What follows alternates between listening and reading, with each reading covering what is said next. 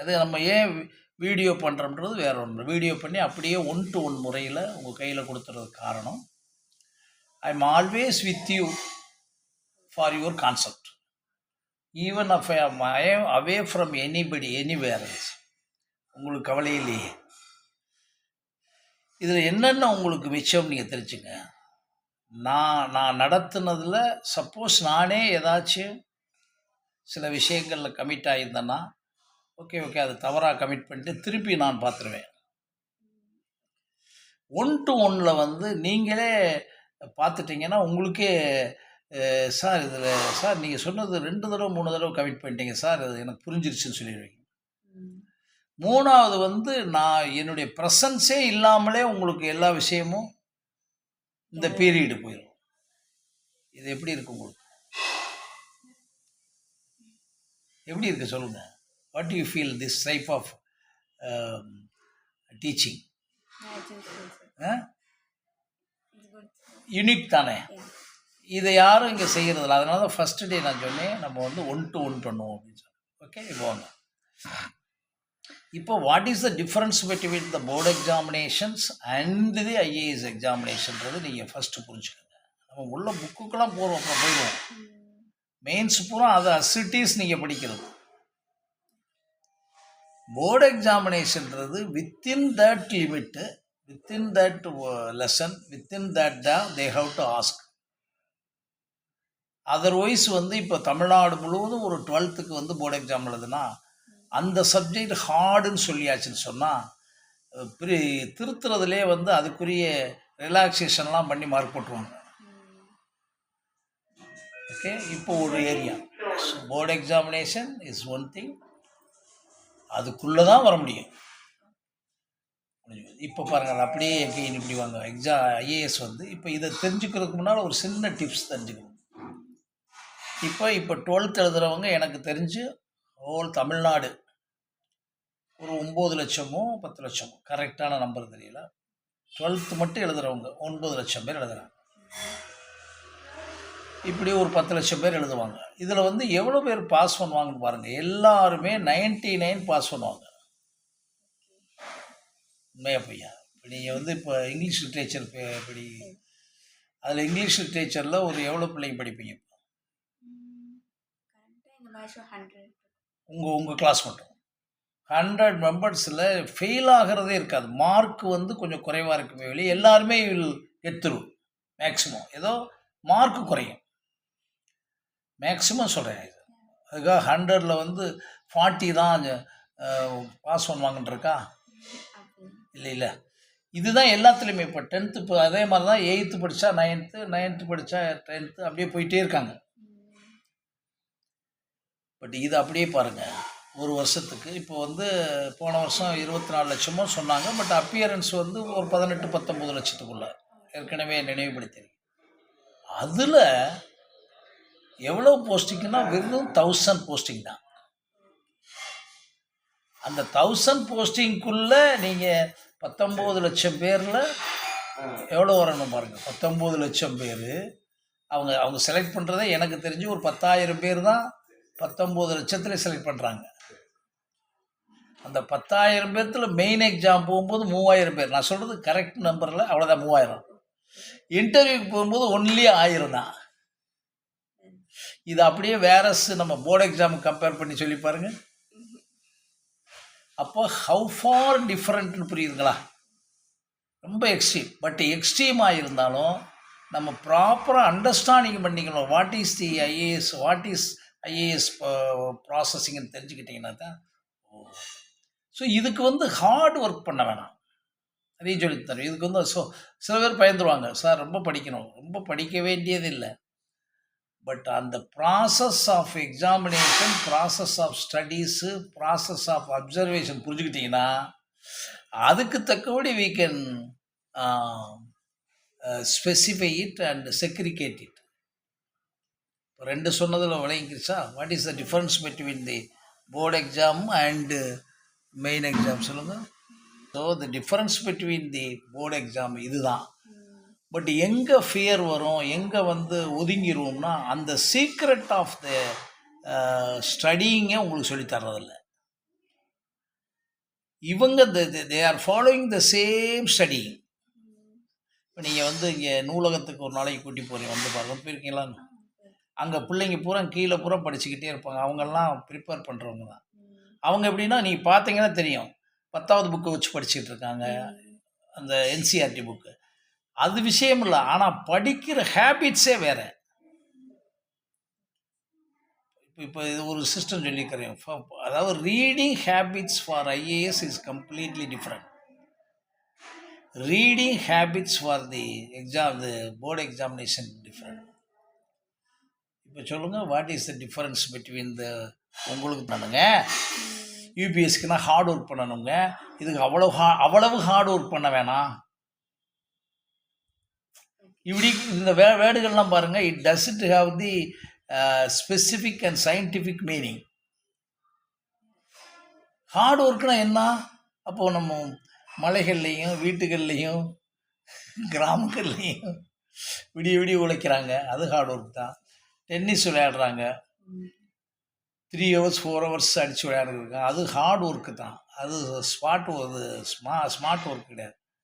பட்டு அது அந்த அந்த மீனிங் வந்து சொல்ல மாட்டாங்க. பட் வேறஸ் நம்ம என்ன அண்டர்ஸ்டாண்ட் பண்ணிக்கணும்னா, நம்மளுடைய ஒர்க் என்னன்னா purely smart work, spot work, spark work, soft work. Smart work, spot work, spark work and soft work. இப்போ 4 ஒர்க் இருக்குது. இதை வந்து உங்களுக்கு சொல்லி தந்திருக்காங்களான்னு நான் திரும்ப திரும்ப கேட்க வரல. அவங்க சொல்லி தந்திருக்க மாட்டாங்கன்னு கொஞ்சம் ஃபீல் பண்ணுறேன். இது ஒவ்வொன்றையும் டிஃப்ரென்ஷியேட் பண்ணி சொல்லி தந்திருக்காங்களா?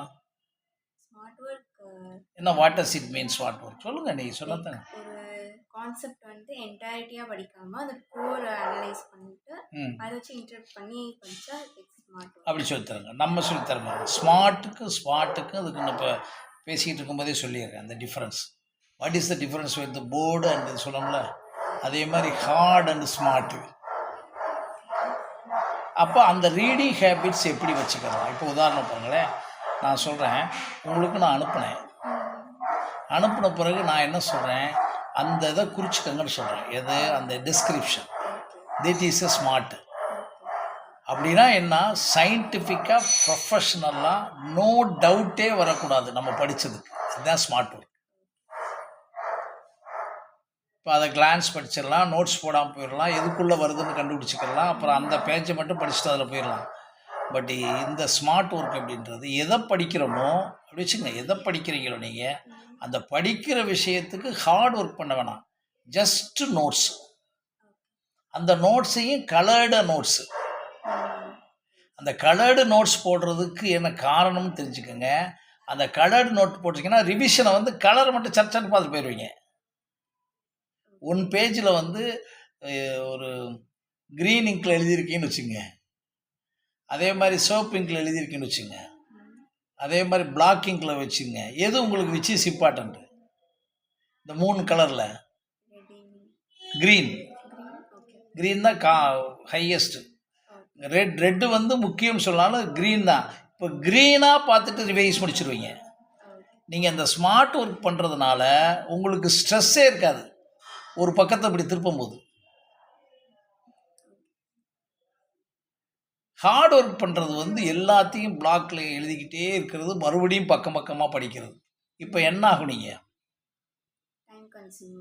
டைமில் அதுக்கு பிறகு ஒரு பக்கமும் நீங்கள் படித்து அதை கிராஸ் பண்ணணும். படிக்கும்போது என்ன ஆகும்னா உங்களுக்கு ஆட்டோமேட்டிக்காக ஸ்ட்ரெஸ் வரும்.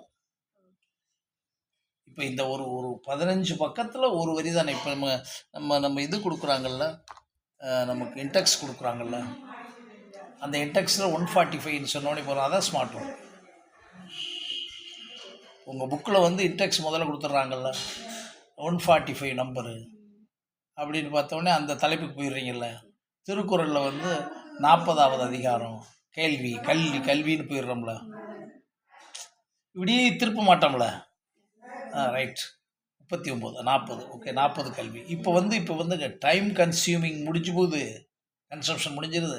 அடுத்து வந்து நீங்கள் உங்களுக்கு எந்த விதமான செகண்ட் பிரெயினுக்கு ஸ்ட்ரெஸ் கொடுக்கலையே, சரியாக சொல்லணும்னா குழப்பறோம். அப்போ நீங்கள் வந்து டைம் மேனேஜ்மெண்ட் அதில் வந்துடுது, ஸ்ட்ரெஸ் மேனேஜ்மெண்ட் வந்துடுது, அடுத்து வந்து பிரெயின் மேனேஜ்மெண்ட் வந்துடுது. அதுக்கு தான் அந்த 3. பிரெயின்னா நான் படிக்கிறதெல்லாம் பதியும். படிக்கிறதெல்லாம் பதிகிறது தானே நமக்கு வந்து இன்டர்வியூவில் எழுதுறதும் ப்ரிலிமினரியில் எழுதுறதும். மெயின்ஸ் வந்து சப்ஜெக்ட், அது 2வது வருவோம். இப்போ அப்படியே திருப்பி போட்டு பார்த்தீங்கன்னா தெரியும். ஸோ போர்டு எக்ஸாம் இதை முடிச்சிட்டோம். அடுத்து வந்து ரீடிங்க்கு ஸ்மார்ட் ஒர்க் இருக்கணும். அதில் ஸ்மார்ட் ஒர்க்குன்றது மேக்ஸிமம் நோட்ஸ் போடுறது தான். ஸ்மார்ட் ஒர்க்கில் இன்னொரு விஷயம் இருக்குது, ரீகலெக்ஷன்.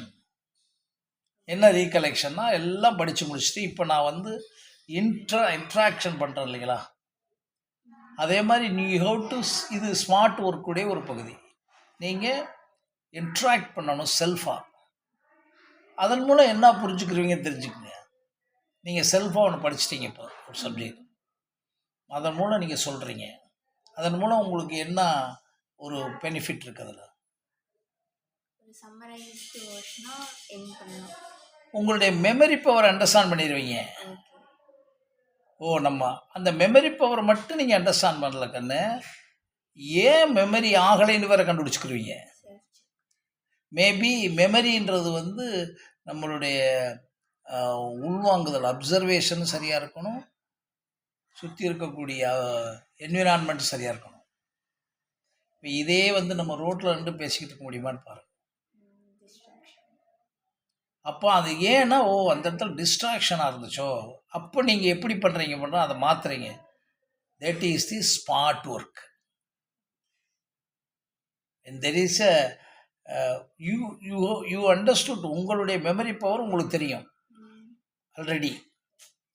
எப்படி படிச்சிருக்கீங்க, எப்படி எழுதியிருக்கீங்கன்னு மெமரி பவர் தெரியும். ஆனால் நம்ம இதை படித்தமே மறுபடியும் ரீகலெக்ட் வரமாட்டேங்குது. ரீகலெக்ட் பண்ணி பார்க்கும்போது இப்போ உங்களுடைய பிரெயினில் எந்த ட்ரபிளும் கிடையாது. எதனால் அந்த ரீகலெக்ஷன் குறைவாக இருக்குது? அந்த அந்த என்விரான்மெண்ட்ஸில் நீங்கள் சரியாக இல்லாமல் உட்காந்து படிச்சுக்கிட்டீங்கன்னா, இப்போ நீங்கள் என்ன பண்ணுவீங்க, அந்த என்விரான்மெண்ட்ஸை கரெக்டான ஒரு இடத்துக்கு, இப்போ இந்த இடத்துக்கு மாற்றிடுறீங்க. இப்போ ஸ்மார்ட்டாக இருக்கு இல்லையா? இப்போ smart work, smart work, spark ஒர்க்குன்றது வந்து படிச்சுக்கிட்டே இருக்கும்போது உங்களை வந்து அப்படியே அந்த பாயிண்ட் மட்டும் இழுக்கும். அந்த ஸ்பார்க்கை மஸ்ட் நோட்டு. ரைட்டா? சாஃப்ட் ஒர்க்குனா, சப்போஸ் உங்களுக்கு அது படிக்கும்போது படிக்கிறதுக்கு வந்து ரொம்ப கஷ்டப்படாமல் அமைதியாக மட்டும்தான் செய்யணும். அதுக்கு தான் இறையன் சார்ந்து ஒன்று அனுப்புறீங்க. நீங்கள் உட்கார்றதுக்கு முன்னாலே 1 ஹவர் ஃபிக்ஸ் பண்ணிட்டீங்கன்னு வச்சுங்க, டைம் ஷெல் பண்ணிட்டீங்க, ஒரு 5 ஹவர்ஸ் 4 ஹவர்ஸ் டைம், உங்களுக்கு வேண்டிய அத்தனை எடுத்து வச்சுக்கிட்டு கதவை லாக் பண்ணிவிட்டு தரணும். உங்களுடைய செல்லு பக்கத்திலே இருக்கக்கூடாது, நோட்டிஃபிகேஷன் பார்த்துடக்கூடாது, ரீல்ஸ் பார்த்துடக்கூடாது. லிந்தி அடிக்கடி சொல்லுவாங்க, பார்த்தீங்கன்னா போட்டு பாருங்கள். நீங்கள் வந்து ஏதோ ஒருத்தங்க நம்மளுக்கு ஏதாச்சும் நோட்டிஃபிகேஷன் அனுப்பியிருப்பாங்க அப்படின்னு பார்த்தா அந்த ரீல்ஸ் வந்து அப்படியே டைவர்ட் பண்ணி கொண்டு போயிடும். அதனால் செல்லெல்லாம் தனியாக வச்சிடணும். வேண்டிய ஸ்நாக்ஸு, காஃபி, டீ, எனிதிங் நம்ம எடுத்துக்கலாம். பட் இதுக்கு போய் காஃபி போட போகக்கூடாது. நம்ம இப்போ உங்களுடைய பிரெயின் பாடி எல்லாம் சாஃப்ட் ஆகுதா இல்லையா? சார் வாங்க வாங்க. பிரெயின் பாடியெல்லாம் சாஃப்ட் ஆகுதா இல்லையா? இப்போ எத்தனை ஒர்க் கற்றுக்கிட்டீங்க? 4. என்னன்னு சொல்லுங்கள். Smart work, soft work and smart work. Different அது சொல்லுங்க, கொஞ்சம் விளக்க சொல்லுங்கள். ஸ்மார்ட் ஒர்க் வந்துட்டு லைக் ஹார்டாக இல்லாமல் ஸ்மார்ட்டாக நோட்ஸ், டிஸ்கிரிப்ஷன் அதெல்லாம் யூஸ் பண்ணால் ஸ்மார்ட் ஒர்க். அண்ட் ஸ்மார்ட் ஒர்க்கில் inks, green, red and black ink. Spot வந்துட்டு சேஞ்ச் ஆஃப் ஸ்பாட்ஸ். நம்ம எந்த பிளேஸில் டிஸ்ட்ராக்ஷன் இல்லாமல் இருக்கு, அது வந்து அதுக்காக ஒரே இடம் ஒன்று ஃபிக்ஸ் பண்ண வேணாம். You can fix as you like it, but that should not disturb you. Very good. Next, concept read பண்ணும்போது ஏதாவது ஃப்ரேஸ் நம்மள அல்லது 1 ஹவர் கூட ஃபிக்ஸ் பண்ணிக்கலாம், அல்லது 3 ஹவர்ஸ் கூட ஃபிக்ஸ் பண்ணிக்கலாம், அல்லது 5 ஹவர்ஸ் கூட ஃபிக்ஸ் பண்ணலாம். ஒவ்வொரு சப்ஜெக்ட்டுக்கும் தனித்தனியாக பிரிச்சுக்கோங்க. ஆனால் அது பிரிச்சுட்டு கான்சன்ட்ரேட் பண்ண தொடங்குறீங்கன்னு வச்சுங்க, அந்த கான்சன்ட்ரேஷன் வந்து இதாகும். அதில் இன்னும் சாஃப்ட் ஆகிறதுக்கு இன்னொரு வழி சொல்லி தரேன். இன்னும் படிச்சுக்கிட்டே இருக்கும்போது ஒரு பக்கம் நல்லா ஃப்ரீயாக இருக்கும். இந்த கரண்ட் அஃபேர்ஸ் சொன்னீங்கல்ல அப்போ, சார் வாங்க ப்ளீஸ் வாங்க. கரண்ட் அஃபேர்ஸ் சொன்னீங்கல்ல, உட்காருங்க. சாப்பிட்டீங்களா? நீங்க பாருங்க சார், காஃபி ஜூஸ் இல்லை, கொஞ்ச நேரம் கழிச்சு சாப்பிட்டுங்க. நீ வாங்க, பிடிச்சி போகும்போது வாங்க. காஃபி கொஞ்ச நேரம் கழிச்சு நான் சாப்பிட்டு கேட்டுக்கிறேன். Okay right. அப்போ நம்மளுடைய சாஃப்ட் ஒர்க்கில் இன்னும் சாஃப்ட் ஆகணும். இப்போ சாஃப்ட் ஆகிறது எது தெரியுமா உங்களுக்கு? சாஃப்ட் எது? உங்களுடைய பாடி சாஃப்ட் ஆகணும், உங்கள் பிரெயின் சாஃப்ட் ஆகணும்.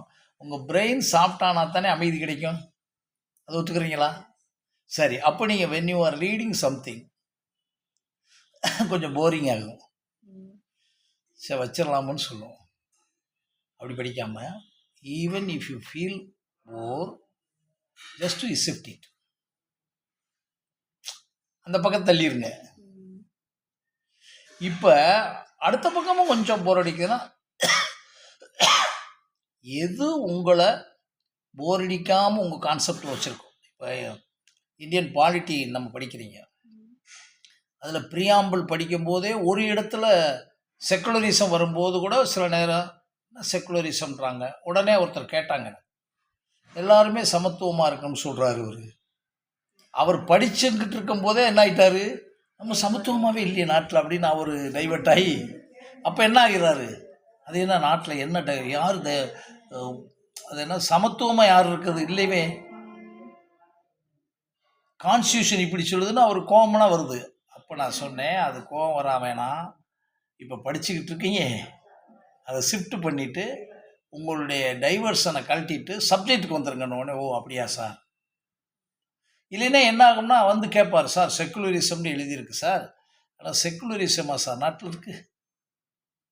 நோ கேஸ்ட்ன்னு இருக்குது சார், நோ க்ரீட் இருக்குது sir, no race, no religion sir, no faith sir, இதெல்லாம் நோ ஃபெய்த்தில் ரிலீஜன் சார், அப்புறம் நோ சென்டர்னு சொல்கிறாங்க சார். அப்படியா சார்? ஆணும் பெண்ணும் எல்லாருமே தனி எல்லாம் சமம்ன்றாங்க சார்னு கேட்டார். அது இங்கே இருக்கா சார் உலகத்தில்? அப்புறம் எப்படி சார் கான்ஸ்டியூஷன் அப்ளை ஆகும்னு கேட்டார். இப்போ அவர் எப்படி ஆகிட்டார்னா, அவர் உள்ளே போய் டிஸ்டர்ப் ஆகிட்டாரன்னு. இப்போ அதை அப்படியே திருப்பி போடுங்களேன், டிஸ்டர்ப் ஆகுதா, யூ ஷிஃப்ட் இட். தென் வந்து மீதி நேரம் அதில் ஒரு முக்கியமான விஷயம், இந்த இடத்துல உங்களுக்கு டைம் மேனேஜ்மெண்ட் வரும். நீங்கள் வந்து இப்போ ஒரு 3 hours ஃபிக்ஸ் பண்ணுறீங்க. இப்போ உங்களுக்கு டைம் மேனேஜ்மெண்ட் என்ட்ரி பண்ணுறேன், போர்டு எக்ஸாம் இது சொல்லிவிட்டு, ஸ்மார்ட் ஒர்க் சொல்லிவிட்டு, இப்போ டைம் மேனேஜ்மெண்ட் எப்படி வரும்னு சொல்கிறேன். இப்போ யூ ஆர் அலாட்டிங் ஒரு 2 hours ஃபார் யுவர் பிஏ இங்கிலீஷா? Okay. Then you are allotting for this வந்து ஒரு 1 hour. இப்போ அப்படியே போயிட்டே இருக்கலாம், முடிச்சுக்கிட்டு 1 hour 1.5 மணி நேரம். Or if you have a time வந்து அலாட் பண்ணிட்டேன். அலாட் பண்ணிவிட்டு இப்போது இந்தியன் பாலிட்டி படிச்சுட்டு இருக்கீங்க, கான்ஸ்டியூஷன் படிக்கிறீங்க, பாலிட்டி படிக்கிறீங்க, அப்புறம் ஓனா எக்கனாமிக்ஸ் போகலாம், கரண்ட் இப்போ கரண்ட் அஃபேர்ஸ் கேட்டுக்கிட்டே இருக்கும்போது, பாலிட்டி கேட்டுக்கிட்டே இருக்கும்போது, கான்ஸ்டியூஷன்ஸ் கேட்டுக்கிட்டே இருக்கும்போது, எத்திக்ஸ் கேட்டுக்கிட்டே இருக்கும்போது ரொம்ப போர் அடிக்குதே. அந்த இந்தியாவே சொல்லுவாங்க, எனக்கு எக்கனாமிக்ஸ் அவ்வளவு போர் அடிக்கும். அவங்க திருப்பி கேளுங்க. ஆனால் பர்பஸாக நான் கேட்டேன், ஏன்னா அதில் ஒரு 36 marks தான் வாங்கினேன், பாஸ் பண்ணிட்டேன். ஆனால் எனக்கு பிடிக்காது, ஆனால் வந்து படிக்கணுமேனு படிச்சுட்டேன் அப்படின்னு சொன்னாங்க. அப்படின்னா அந்த நேரத்தை ஷிஃப்ட் பண்ணிக்கிறணும். ஷிஃப்ட் பண்ணலைன்னா நீங்கள் அலாட் பண்ண அந்த 2 மணி நேரம் உங்களுக்கு மிஸ் ஆயிடும். இப்போ நம்ம உங்கள்கிட்ட பேசிக்கிட்டே இருக்கோம், நீங்கள் வந்து என்னோட இன்ட்ராக்ட் பண்ணிக்கிட்டே இருக்கீங்க. வரும்போதே நான் சொல்கிறதெல்லாம் உங்களுக்கு பிடிக்காமல் கூட இருக்கும். எனக்கு என்ன சொல்ல காமனா நம்ம ஓகே ஓகே சரி அவர் ஏதோ சொல்கிறாரு அப்படின்னு விட்டிங்கன்னா அந்த கான்வர்சேஷன் கண்டினியூ ஆகும். இல்லைன்னா அந்த சொன்ன விஷயத்திலே பிடிச்சிக்கிட்டு ஆர்கியூமெண்ட் ஆரம்பிச்சிடும், அது இமோஷன் ஆயிரும். விலங்குதான் குழம்பு தான். அப்படி இல்லாமல் இப்போ அவங்களே கேட்குறோன்னு வச்சுங்க, நம்ம ஒத்துக்கிறவே வேணாம் உள்ள வேணாம். அந்த நேரம் ஒரு 1/2 hour அம்மாவோட பேசிக்கிட்டு இருக்கோம், அப்பாவோட பேசிக்கிட்டு இருக்கோம், தம்பி என்னமோ வச்சுங்க, அப்பாவோடய 1/2 hour பேசிட்டு இருக்கோம். நமக்கு வந்து உங்களுக்கு பிடிச்சதெல்லாம் அப்பா பேச முடியாது, நானும் பேச முடியாது. Because you are an individual, அதை புரிஞ்சுக்கோங்க. யூஆர் ரொம்ப எனக்கு என்னை பார்க்கும்போது நீங்கள் சின்ன குட்டி, ஐ எம் ரன்னிங் 70. அப்போ எனக்கு நீங்கள் 1/3 கூட வரல. அப்போ என்ன இவர் சார் இதெல்லாம் சொல்கிறாரு, இதெல்லாம் இல்லையே அப்படின்னு உங்கள் நாலேஜுக்கு இருக்கும். இல்லை இல்லை, உங்கள் நாலேஜுக்கு இருக்கும். மேபி நாலேஜ்னால் நான் பாடத்தை சொல்கிறேன், ஒரு விஷயங்கள் இல்லை இது இல்லையேன்னு சொல்லிட்டு ஓகே ஓகே அது இல்லையே நமக்கு தெரியாட்டி போயிட்டு போகுது. ஆனால் நம்ம கான்செப்ட் பேசுகிறாரா, நம்ம ஐஏஎஸ் எக்ஸாம் பேசுகிறாரா, ஐஏஎஸ் கூடிய இதை மோட்டிவேட் பண்ணுறாரான்னு நீங்கள் இருந்துட்டீங்கன்னா அவர் என்ன அதெல்லாம் ஃப்ளோ ஆயிடுவார் அப்படியே. இல்லைன்னா நீங்கள் ஆர்கியூ பண்ண ஆரம்பிச்சிட்டாலோ அது என்ன ஆகுது பாருங்க, அந்த அலாட்டட் டைம் போயிருமா போகாதா. இவரை என்ன செய்வார், எந்திரிச்சிருவார், நீங்கள் சரியாக கேட்க மாட்டீங்க. பட் அந்த இடத்துல என்ன செய்கிறோம், நமக்கு டைவர்ஷன் ஆகுதோ, அதைத்தான் புக்கு கொண்டாரேன். டைவர்ஷன் ஆகுது, டிஸ்ட்ராக்ஷன் ஆகுது, போர் அடிக்குது, நம்மளை வந்து இரிட்டேட் பண்ணுறாங்க அப்படின்னா புக்கை இரிட்டேட் பண்ணல. சில புக்கு படிப்போம், அது இதையே இன்னொன்னுமோ எழுதிட்டு இருக்காங்க அப்படின்னு சொல்லுவோம். இது வந்து இயற்கை.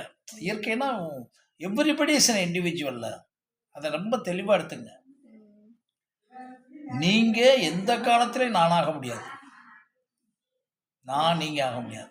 அப்போ எவ்ரிபடி இண்டிவிஜுவல். கொஞ்சம் ஆகலாம், கொஞ்சம் ஆகலாம்ன்றதுக்கு ஒரு சின்ன உதாரணம். நம்ம எல்லோரும் போகிறோம், ஒரு ரெஸ்டாரண்ட் போகிறோம், அன்றைக்கி எல்லாருக்குமே அந்த நம்ம காம்ப்ளிமெண்ட்ஸ் ஹோட்டலில் கொடுப்பாங்கள்ல, அந்த காம்ப்ளிமெண்ட்ஸில் காமன் உணவு தான் வச்சுருப்பான். சிங்கப்பூர் போயிருப்பீங்க, மலேசியா போயிருப்பீங்க, மலையாள ஹோட்டல் எல்லாமே இருக்கும், வெரைட்டி ஸ்வீட்லேருந்து அப்படி வரிசையாக இருக்கும். அப்புறம் ஐஸ்கிரீம் கூட இருக்கும், ஏதோ இருக்கும், மதியானமும் இருக்கும். அந்த காம்ப்ளிமெண்ட்ஸில் காமனாக ஒன்று இருக்கும், ரைஸ் இருக்கும், சப்போஸ் சப்பாத்தி இருக்கும். இந்த குழம்பு ஊற்றிக்கிறோம். நான் சொல்கிறது ரொம்ப எளிமையான உதாரணத்துக்கு சொல்லிவிட்டு இதை அப்படியே நான் வந்து காஸ்ட்லியாக கொண்டு வரேன். உங்களுக்கு சப்பாத்தி இருக்குமே அப்படின்ட்டுருவாங்க. ஆமாம், சப்பாத்திக்கு நீங்கள் இல்லை நான் வந்து இது தொட்டுக்கிறேன் அப்படின்னுவீங்க. ஒரு சில பேர் துவையிலே தொட்டுக்குருவாங்க, ஒரு சில பேர் எக்கு அவிச்ச இது சம்திங் சம்திங் சம்திங். இப்போ ஒவ்வொருத்தரும் அந்த உணவில் டிஃப்ரெண்ட் ஆகுறாங்களா இல்லையா? இப்போ குருவிக்கு அப்படி கிடையாது, ஒரு அரிசி வச்சுட்டிங்க அது சாப்பிட்டு போயிடும். சிங்கத்துக்கு அதுக்கு வேண்டிய ஃப்ரெஷ்ஷாக இருந்துச்சுன்னா போதும், மாட்டுக்கு வந்து புல் இருந்தால் போதும். இப்போ இதை நீங்கள் புரிஞ்சுக்கிறதுக்காக சொல்கிறேன். எதிர்காலத்தில் நான் சொல்லி கொடுத்ததில் அதுக்கு ஃப்யூச்சரில் உங்களுக்கு செகண்ட் இயர் எழுதி போகிறதுக்கு முன்னால் உங்களுக்கு நிறையா புக்கு அது தருவேன். அதுதான் அங்கே இன்டர்வியூக்கு வர்றது. என்ன வர்றதுன்னா, everybody is unique from the beginning when she comes or when he comes from the mother's womb, the time அப்படி அந்த வினாடியிலிருந்தே he is changingன்றாங்க. ஏன்னா பிகாஸ் கண்ணு பார்க்க ஆரம்பிச்சிருது, காது கேட்க ஆரம்பிச்சிருது, இது சென்ஸ் ஆகிடுது. அந்த ஒவ்வொரு சென்ஸ் ஆர்கன்ஸுக்குள்ளேயும் உங்களுக்குள்ள இந்த உலகத்தை பற்றிய விஷயம் போய்கிட்டே இருக்கின்றாங்க. மேபி நீங்கள் வந்து ஒரு 3 to 5 years வரைக்கும் நீங்கள் பேசாமல் கூட இருக்கலாம். ஆனால் ஒரு 3 years கழித்து பேச ஆரம்பிச்சிடறாங்கன்னு வச்சுங்க. மேபி அதுக்குள்ளே தானே 3 வருஷம், சில பேர் தான் கொஞ்சம் லேட்டாகும் பேசுறதுக்கு. ஆனால் த materials, the sounds, the concepts, இப்போ அம்மாவும் அப்பாவும் பேசிக்கிட்டு இருக்காங்கன்னு வச்சுங்க, அவன் 6வது வயசுலேயே சொல்லுவான், அப்பா நீங்கள் அம்மாவை பற்றி ரொம்ப நீங்கள் பேசுனீங்க. நம்ம நினச்சிருப்போம் எப்படி கவனிச்சாந்து. But entering into the brain automatically. இதை கேட்ச் பண்ணிக்கங்க. அப்போ இப்போ அப்படியே மேட்ருக்கு வாங்க டெஃபினேஷனுக்கு. நம்ம படிக்கிறது எல்லாம், பார்க்கறதெல்லாம், கேட்குறதெல்லாம் நமக்கு பதிஞ்சுக்கிட்டே இருக்கு. நாம் பதிஞ்சதை ரெக்கக்னைஸ் பண்ணலைன்னாலும், அப்போ நீங்கள் சொல்ல தெரியலைனாலும், இப்போ நான் அன்னைக்கு வரும்போது வீட்டுக்கு வந்தேன், இப்போ இந்த வீடு எனக்கு வந்து மேப் போட்டு போலே, நான் என்னுடைய கிராப் போட்டு வரலையே, லேக் வியூ இங்கே வந்தவொடனே தான் நிற்குது. அப்போ இதுக்கு வந்து ஏதாச்சும் நான் வந்து டூ எனிதிங்?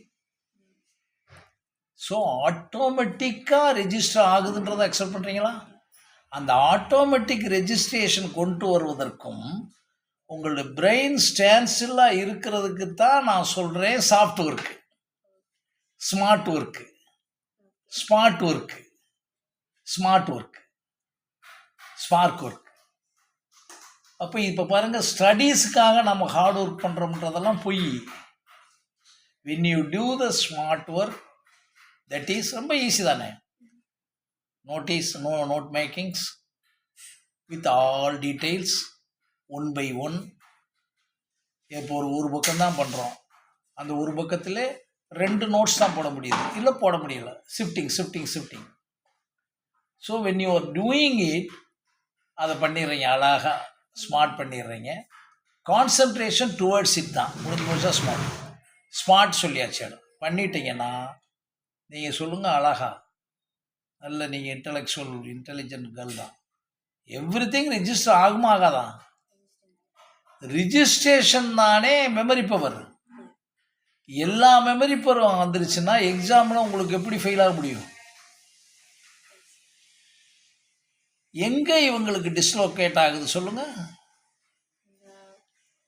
இந்த மெத்தட்ஸில் யூஸ் பண்ணாமல் ஹார்ட் ஒர்க் போட்டுகிட்டே இருக்காங்க. நான் படிச்சுக்கிட்டே இருக்கேன், திரும்ப படிக்க சொல்கிறாங்க. ரொம்ப திரும்ப சப்ஜெக்டை திரும்ப படிக்கிறத நான் குறை சொல்ல. திரும்ப how to study smart with smart. அதுக்காக நீங்கள் பஸ்ஸில் போகும்போது திரும்ப படிச்சுட்டே இருக்க முடியுமா? பஸ் சத்தம் கேட்கும், பின்னால் உட்காந்து பேசிகிட்டு இருப்பாங்க. அது என்விரான்மெண்ட் ஸ்மார்ட் போச்சா இல்லைங்களா? But if you are travelling in that's the best costliest AC car, okay, அது நீங்கள் ஃப்ரீயாக இருந்தால் 3 பேர் உட்காந்துருந்தீங்கன்னா பேசிக்கிட்டே இருக்கவங்க பேசிக்கிட்டு இருந்தால், even if it is AC car, costliest car, ரொம்ப லக்ஸூரியஸ் காராக இருந்தாலும் உங்களுக்கு கேன் யூ அதை படிக்க முடியுமா? அப்போ அது என்ன தேவைப்படுது? ஸ்மார்ட் தேவைப்படுதா இல்லையா? இப்போ பாருங்கள், இந்த 4 பண்ணியாச்சுன்னா இதுக்கு மட்டும் கொஞ்சம் கோடு போட்டு பாருங்கள். நான் சொல்கிறதில்ல ரிஜிஸ்ட்ரேஷன் ஆகுமா ஆகாதா? ஆட்டோமேட்டிக் ரிஜிஸ்ட்ரேஷன் தானே. ஆட்டோமேட்டிக் ரிஜிஸ்ட்ரேஷன் ரிவைஸ் பண்ணுறதுக்கு தான் மறுபடியும் சொன்னேன் கலரு. இப்போ once registered, first time registration ஃபினிஷ்டா, then when you revise it, then next registration, then when you recollect again registration, then remember registration, recapitulating registration, revision, then interaction, it's also a registration. Then இங்கே என்ன power of இது அடையிறீங்க? You will get a ever term memory. இப்போ இது நான் சொன்னேன், வார்த்தை சொன்னேன், எல்லாரும் கஷ்டப்பட்டு படிக்கணும்ன்றாங்க. இது இப்போ கஷ்டப்பட்டு படிக்கணுமான்னு சொல்லுங்கள். நான் சொல்ல வந்தது அதுக்கு நாம் என்ன ஒதுக்கிக்கணும்? Time management ஒதுக்கிக்கிறணும். அதை நெக்ஸ்ட் வந்துடுறேன். இப்போ அதுக்கு தான் இப்படி கொண்டாந்துட்டு அது கூட டைம் மேனேஜ்மெண்ட் கட்டாயம் இருக்கணும், பிரெயின் மேனேஜ்மெண்ட் கட்டாயம் இருக்கணும், ஃபுட் மேனேஜ்மெண்ட் கட்டாயம் இருக்கணும், பொட்டன்ஷியல் மேனேஜ்மெண்ட் கட்டாயம் இருக்கணும், பாடி மேனேஜ்மெண்ட் கரெக்டாக இருக்கணும். இதெல்லாம் ஃபில்லப் பண்ணுறதுக்கு இந்த ஸ்மார்ட் ஒர்க்லேருந்து 4 ஒர்க்கும் கரெக்ட் பண்ணுறதுக்கும், நம்ம ஸ்ட்ரெஸ்ஸே இல்லாமல் இருக்கிறதுக்கும், நம்ம பிரெயின் அமைதியாக இருக்கிறதுக்கும், நம்ம ரிஜிஸ்ட்ரேஷன் ஆகிறதுக்கும், இப்போ நான் சொல்ல போகிற விஷயத்தை கேட்ச் பண்ணிட்டீங்கன்னா, இதையும் ப்ளஸ் இதையும் ஈக்குவல் பண்ணிட்டா இன்னி வர்றதெல்லாம் நீங்கள் படிக்கிறதுக்கு சரியாக இருக்கும். 2 பக்கமும் டிஸ்டர்ப் இல்லாமல் இருக்கணும். ஒரு டீச்சராக இருக்கவங்க குழந்தைகளை பிள்ளைங்களை டிஸ்டர்ப் பண்ணிடக்கூடாது. நான் இன்னும் நிறையா படிச்சிருக்கலாம். அதுக்கு தான் அவங்க என்ன சொல்கிறாங்க, when you follow the time management, அவங்களே டைம் மேனேஜ்மெண்ட் ஃபாலோ பண்ண படைக்கிறது. நான் 9:30 வர்றேன்னு ஒரு தடவை ஃபோன் பண்ணிட்டேன், செய்தி, மறுபடியும் சாப்பிட உட்காடுறேன், அங்கே எனக்கு 10 மணி ஆகும்னு தெரியுது. தென் ஐ கால் யூ, தென் 10:15 சொல்கிறேன். இப்போ நீங்கள் எனக்கு 9:30 தயாராக இருப்பீங்க. அதாவது இப்போ என்னுடைய டைம் 9:30 ஆஃப்டர். இதையெல்லாம் கடந்து எமர்ஜென்சியில் ஏதோ மிஸ் ஆகும், அது தனி. ஆனால் ஐ ஃபோன்ட் யூ. இப்போ நீங்கள் என்ன கேட்டிருப்பீங்க? இப்போ நீங்கள் பழகிக்கிட்டே இருக்கீங்க, என்ன பழக டைம் தான் ரொம்ப முக்கியமாயிரும். சார் 9:30 வர்றோம்னு சொன்னார், ஆனால் ஃபோன் இல்லை, இது டிஸ்டர்ப் ஆகும். நீங்கள் ஃபிக்ஸ் பண்ணியிருப்பீங்க. அதனால தான் இதை தவிர ஏதாச்சும் வேலை இருக்கான்னு கூட கேட்டுக்கிட்டேன். அன்னைக்கு சொன்னீங்கல்ல இதுக்கு போகிறேன். இப்போ என்னென்ன நான் கவரேஜ் பண்ணியிருக்கேன்னு பாருங்கள். Time management of myself, time management of others, இந்த ரெண்டையும் ஃபிக்ஸ் பண்ணிவிட்டு கான்சியஸாக இருக்கணும். 10:15க்கு வந்துட்டு நான் வந்து அந்த 10:15லேருந்து இப்போ வரைக்கும் 1 மணி நேரத்தை I should not disturb anything. அது வந்து கம்ப்ளீட் வேல்யூவாக இருக்கணும். அவுட் ஆஃப் போர்ஷன் போயிடக்கூடாது, கதை சொல்லிடக்கூடாது. அப்போ என்ன நான் இதை சொல்ல வரேன்னா, இப்போ இவ்வளவையும் நம்ம ஜெயிச்சிட்டோம்னா நமக்கு ஐஏஎஸ் எக்ஸாம் படிக்கிறதுக்கோ ஐஏஎஸ் எக்ஸாமுக்காக ப்ரிப்பேர் பண்ணுறதுக்கோ எந்த விதமான ரிஸ்க் இருக்காது. அப்போ இதுக்கு என்னென்ன வேணும் அப்படின்னா 5 மேனேஜ்மெண்ட்ஸ் வேணும். இப்போ வந்துட்டேன், ரீகேப் பண்ணிட்டு பாருங்க. ஃபஸ்ட்டு போர்டு எக்ஸாம் இது முடிஞ்சு, நெக்ஸ்ட் வந்து ஸ்மார்ட் ஒர்க் ஹார்ட் ஒர்க் இதெல்லாம் முடிச்சு டிஃப்ரென்ஸ் பிட்வீன்னு. அப்புறம் ஐஏஎஸ் படிக்கிறது ஈஸியா கஷ்டமா இல்லை, சரி அதை நம்ம எப்படி பண்ணிக்கலாம் அப்படின்னு வந்துட்டோம். இப்போ அதுக்கு 5 பாயிண்ட் போட்டு என்னென்ன மேனேஜ்மெண்ட்ஸ்னு கேட்குறீங்க. அந்த 5 மேனேஜ்மெண்ட்ஸ் தான் நீங்கள் எழுதிக்கங்க. ஹார்ட் ஒர்க் போடாமல் ஆ ஸ்ட்ரெஸ் ஃப்ரீயாக ஆ எதுக்கு? Complete automatic registration, ever term memory. For ever term memory, for smart work. அது அதுக்கடுத்து வந்து தென் நாம் இதை கொஞ்சம் எக்ஸ்பேன்ஷன் பண்ணிக்கிறோம்.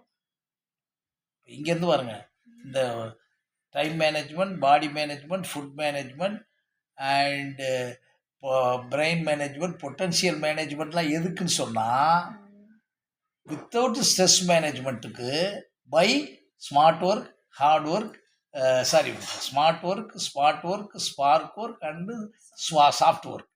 அது எதுக்குன்னு சொன்னால் ஃபார் ஃபுல்லி எவர்டம் மெமரி. இப்போ எவர்டம் மெமரி சொன்னால் இப்போ பாருங்கள், எக்ஸாம் பாருங்கள். இப்போ இந்த சீக்ரெட் இன்னைக்கு கரெக்டாக வழங்குதா? இது தெரிஞ்சுக்கிட்டு இப்போ நீங்கள் லெசனை தொட்டிங்கன்னா பாருங்கள்,